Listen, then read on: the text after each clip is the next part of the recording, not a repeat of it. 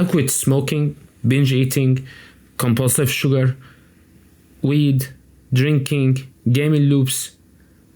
But porn was the only habit that beats me every time.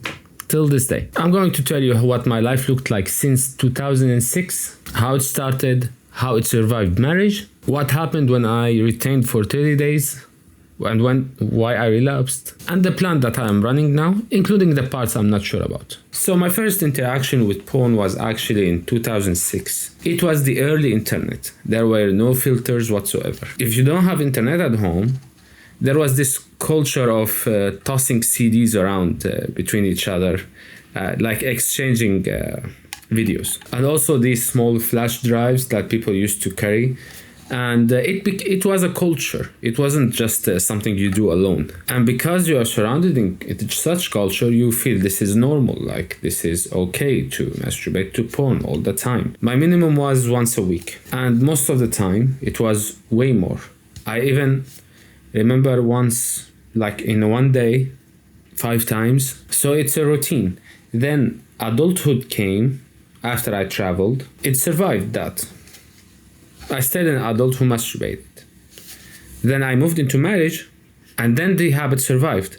And then I quit my marriage, and it still survived till this day. Right now, my baseline is very fixed.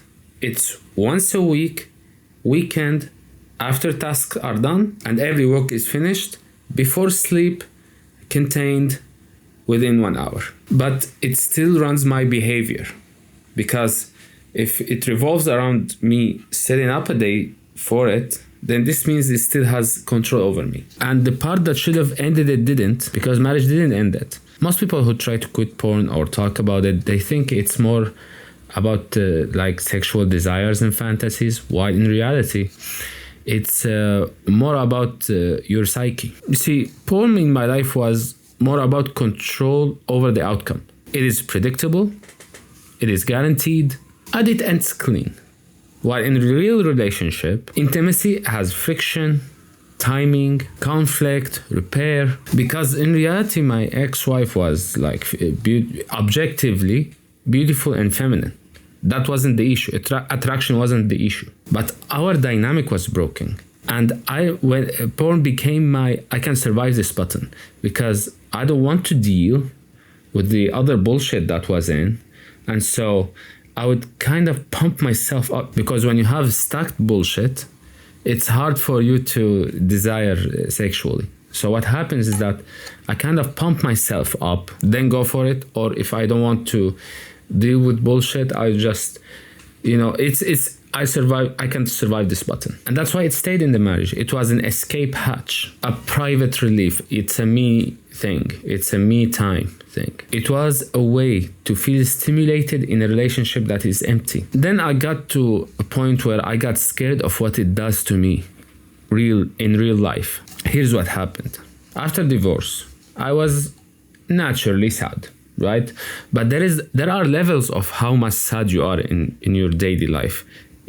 When it comes to outcome, when it comes to stability, security, all that shit, there is a baseline, right? And I noticed when the days that I do it in, that my baseline just drops to the ground. Everything becomes a catastrophic event. So the mood swing, the vagueness, the fractured focus, the mood, all that shit happens with you. But I remember once I did it twice a day and then went to work, right? And I went into dark mode in my head immediately. And I was fairly stable. So I noticed, why am I so sad?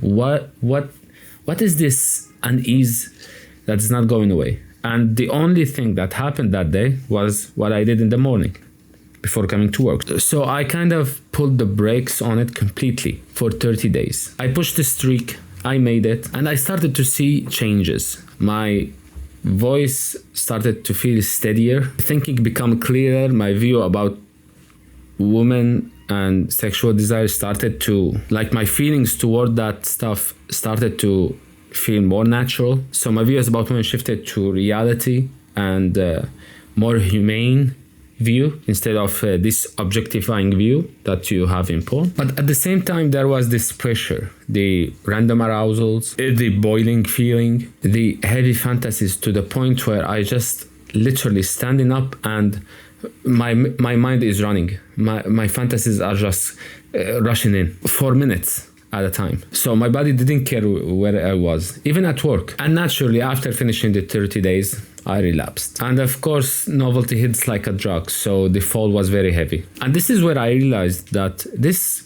particular habit plays differently than any addiction I had in my life before. All the other habits that I beat before was beaten by discipline, white knuckling, and just putting my mind against it 100%. Smoking, binge eating, compulsive sugar eating, emotional eating, weed, alcohol, gaming, all that shit. All they needed is the small switch on, kind of. But in this particular thing, porn has two engines. It has biology, the body, and it has the psychology, the novelty. And so what you get is a novelty supercharged fantasy that is stimulating your brain and stimulating your body at once. And honestly, the part of you that says no to that is very quiet when you are tired, when you are at night after you finished work. Your defenses are very low, and so negotiations fails against you every time. But the cost is not just about time, it was about the distortion of reality, because porn trains comparison. When you see these all wild experiences, you start to compare yourself, start to compare women in real life. It trains performance thinking and escalation. Your emotions fluctuate harder because of the release, and your expectations shift, and your attraction gets warped. You start measuring real women against industry built on selection, production, and constant novelty. And real life starts feeling flat. Here's one example where it shows up very clearly. Do you know why does size matter is such a non-stop question online? Because in my opinion, it is a collective insecurity. For most people, it doesn't show up in day-to-day life. Now, there are some extreme cases for sure, but that's not the average relationship experience. And when we talk about metrics like size, porn makes like what's supposed to be normal and spontaneous, it turns sex into measurement contest. And that's why normal sex starts to feel flat. That's how intimacy stops feeling natural. How do I know that's the case? Well, I married for 3 years. I lived the good and bad in that relationship, in everything, including the sexual part. When porn was low, I felt close to her. But when we have a broken dynamic or some bullshit going on, then I kind of feel closer to porn. It takes more of my headspace than her. It felt they were competing in my head, and size was never part of the equation. And also porn lies about behaviors, because they kind of show you this is what hot looks like, right? But when you come to real life, when you remove the cinematic stuff, the positions, the lighting, and all that stuff, it is human. It is different from the novelty. It's just human. It just is, not worse. That's why when you watch porn constantly, you have a different, complete reality. How women think, how you approach, how you should talk, how the fake scenarios that you see, they don't apply in real life. And so now comes the part where I am still figuring it out. Now, honestly, I am not sure whether to go full retention mode or just do the caveman method. The full retention is 100% discipline and zero leakage, no release whatsoever. And the caveman method is basically just like the caveman, without novelty, without overstimulus. You just do it and move on. No videos, no scrolling, no nothing. Just you and your hand. Just simple release and done. And the caveman method here makes sense because it is biological need And you do it exactly like the caveman. If I feel it, I do it, I move on. But porn here is an artificial amplifier. But I still don't know if it's effective for me. And I'm not very leaning towards doing it or not. I'm just kind of seeing how it flows within me. Because for me, it's not just a release. Like I explained, I have other psychological triggers. So I'm not selling the caveman method here like a solution, but just a thought, a possibility. And I'm watching carefully. Biology matters, but stability has priority right now in my life. And therefore, regardless of the method, porn is the target. And so here's my current setup or plan, if you would like to call it that. On the weekend, contained 1 hour before sleep, after every task and every work-related thing is finished, then I allow it within a certain time frame. That's it. And never twice, just once. And that's how it is predictable right now. But then I want to progress that to make it twice a month. And then, even if I continue, when I finish the week, I will see if I can go another week. If I can, then I move that to a full month. If I can, then I extend. Progressive overload, if you want to call it that. Here, I'm just training my nervous system. When the wave hits, no panicking, no hunting, no looking for novelty. I just receive the wave and let it pass. But if I act on it and start hunting and scrolling and playing the porn casino, then I lose again. So right now, I just make it simple. Whenever I get a wave like this, I just break pattern. I move, I go wash my hands, cold water, put cold water on my face, move around, and I do the stuff that matters. You know, cleaning dishes, cleaning the room, stuff like that. Doing something that's work-related, having shower, shit like that. Whatever. Do you know this feeling when you get out the room and you forget what you came for, or you remember something else completely? That's kind of what breaking pattern is. And that's what I do to train my nervous system to calm down whenever the wave hits. And the most important part here of my strategy is the relapse strategy. Because exactly like quitting smoking, what happens when you relapse?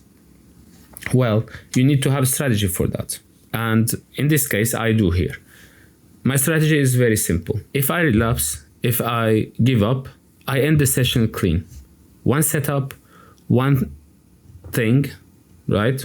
One rep, and it's also contained in the same window before sleep, at night, after the work is done, all that shit. I never do it before work. No second round, and since I failed anyways, and let's just scroll and look for something. And I kind of keep track of what happened for me to get to this point. Was it fatigue, boredom, loneliness, stress? What caused my brain to want to go there? Because the self-sabotage always comes from some kind of these areas. Because self-sabotage has a trigger. When you know what the problem is, you've solved half of it already. And so I keep a registry of what happened in order for me to improve in the future. I reset in the next morning, I do my usual routine, and then move on with my life. But when you have a structure for your life, you can get back to it. So it's better to have routine all the time.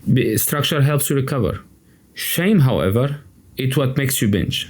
Feeling guilty about it and feeling heavy about it. Without the structure, without the simplifying of the event. When it is catastrophic, it will become catastrophic. When you make it simple, it will stay simple. And that's where I am at. I am building the solution. I didn't figure it out yet. This month is my checkpoint. If I finish a month, I go for the month after. And so far, I've been doing good, right? Since the beginning of this month, 0. And I'm planning to keep it that way. So are you dealing with this too? If you are, drop me a comment. Let me know, where are you in your journey right now? Is it a few days? Is it a month? What is your baseline? What triggers it for you? No fake shit, just reality and what's been going on. No performance and fake confidence. Absolute reality. Because when you are down to reality, that's where the actual change starts. That's it for me in this video. Stay safe and take care.